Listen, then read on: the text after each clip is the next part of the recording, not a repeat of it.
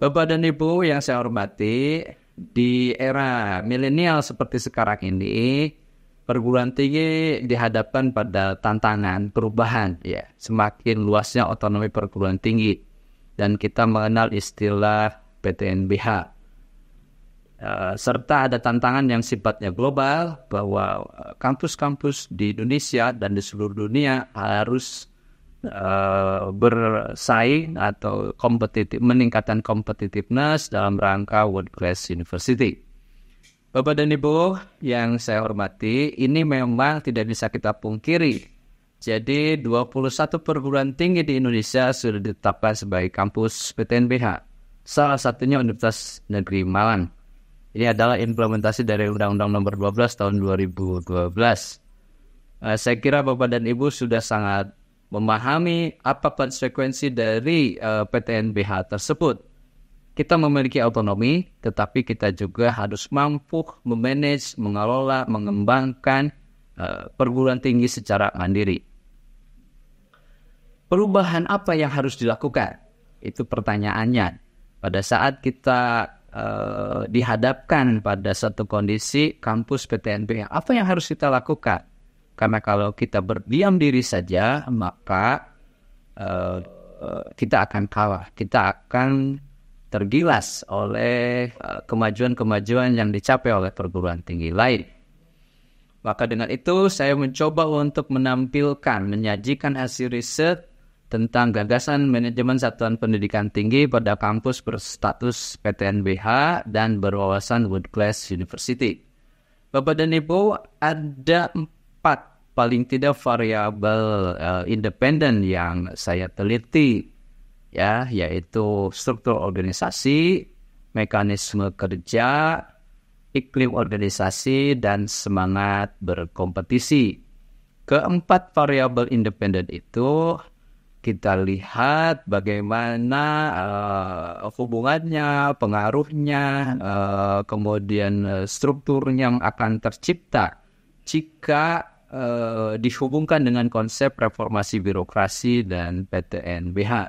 Jadi hasil riset menggambarkan bahwa struktur organisasi ini memiliki eliminasi terhadap nilai ada leading factor 0,50 tabel di atas menunjukkan seluruh dimensi dari konstruk penelitian memiliki nilai faktor muatan standar lebih besar dari 0,05 sehingga seluruh validitas baik dan nilai CR-nya dari AVE masing-masing konstruk kriterianya 0,70 lebih besar dari 0,50 sehingga secara keseluruhan dapat disimpulkan bahwa seluruh variabel penelitian dengan dimensi memiliki reliabilitas dan validitas yang baik. Ini gambaran dari struktur yang dihasilkan bahwa ini model pertama ini struktur, mekanisme, iklim, dan semangat itu memiliki hubungan pengaruh yang cukup kuat terhadap reformasi birokrasi. Dan reformasi birokrasi yang dilakukan dengan mempertimbangkan struktur, mekanisme, iklim, dan semangat organisasi itu sejalan dengan konsep World Class University. Sehingga kita bisa mengambil beberapa data di sini. Ini memang tingkatnya good fit dan perfect fit dengan gambaran bahwa variabel-variabel ini memiliki hubungan dan pengaruh cukup kuat. Sama halnya dengan model yang kedua, kita juga bisa mengidentifikasi berbagai subvariabel yang bisa berkontribusi terhadap terjadinya peningkatan reformasi birokrasi yang mengarah kepada terjadinya universitas yang efisien, pengelolaan yang efektif. Jadi perubahan-perubahan itulah harus diawali dari mana dulu. Nah, dari perubahan-perubahan itu kita bisa menggambarkan struktur organisasi memiliki pengaruh terhadap mekanisme. Kemudian struktur organisasi juga memiliki pengaruh terhadap iklim. Struktur organisasi juga berpengaruh terhadap semangat. Ini bisa disebutkan jika 4 variabel independen ini dikelola dengan baik oleh manajemen perguruan tinggi berbadan hukum, maka lembaga PTNBH ini, kampus PTNBH ini dapat mendorong terciptanya reformasi birokrasi yang sejalan dengan konsep World Class University. Gambaran ini bisa disimpulkan struktur organisasi memiliki hubungan yang kuat dengan reformasi birokrasi. Mekanisme kerja memiliki hubungan yang kuat dengan reformasi birokrasi. Iklim organisasi memang di sini tidak memiliki hubungan korelasi dengan reformasi birokrasi. Namun, iklim itu sesuatu yang bisa mendorong lahirnya reformasi birokrasi.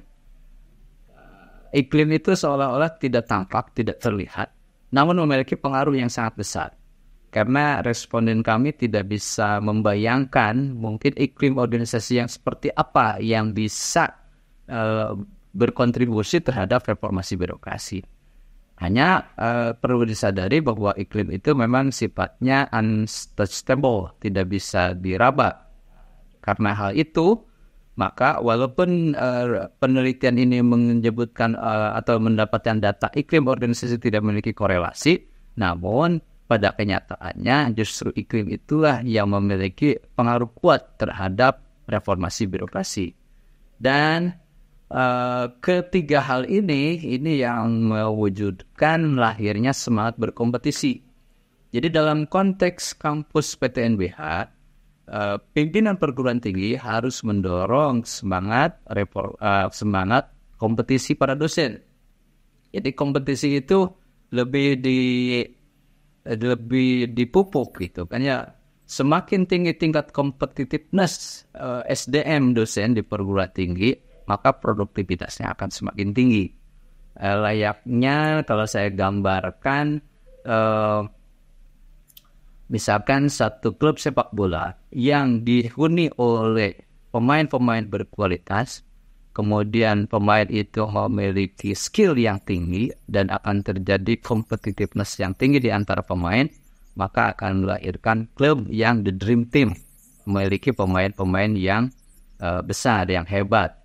Sama hanya seperti Universitas Negeri Malang.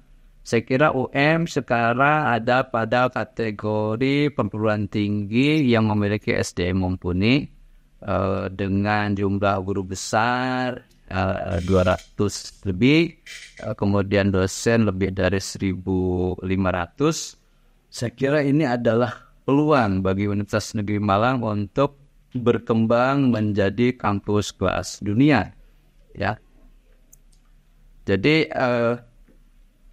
dengan 4 poin ini, ya, pertama lakukanlah reformasi birokrasi dalam konteks struktur, kemudian membuat mekanisme kerja atau kita sering mengenal TUSI yang relevan, jelas, kan, tanggung jawabnya jelas, dilakukan secara akuntabel dan transparan. Lalu ciptakan iklim organisasi yang nyaman. Jadi kampus itu harus menjadi tempat yang menyenangkan bagi sivitas akademika, baik dosen maupun mahasiswa. Jadi iklim di sini memang tadi saya sebutkan tidak terlihat atau kasat mata, tetapi itu memiliki pengaruh yang sangat besar.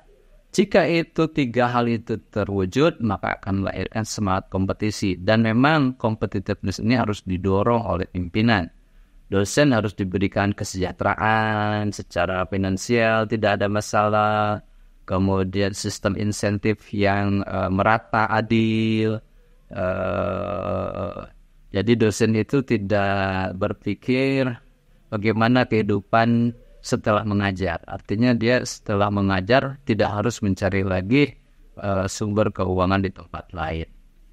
Nah, inilah yang bisa saya sampaikan sebagai kontribusi guru besar di Universitas Negeri Malang, manajemen kelembagaan PTNBH agar pelaksanaan reformasi birokrasi yang sejalan dengan World Class University dapat dicapai dengan struktur organisasi, mekanisme kerja yang jelas, kemudian melahirkan iklim yang menyenangkan dan juga pada akhirnya adalah terwujudnya dosen yang competitiveness. Dengan begitu, maka kampus PTNBH itu akan mampu bersaing dengan kampus-kampus lain dalam rangka mencapai World Class University.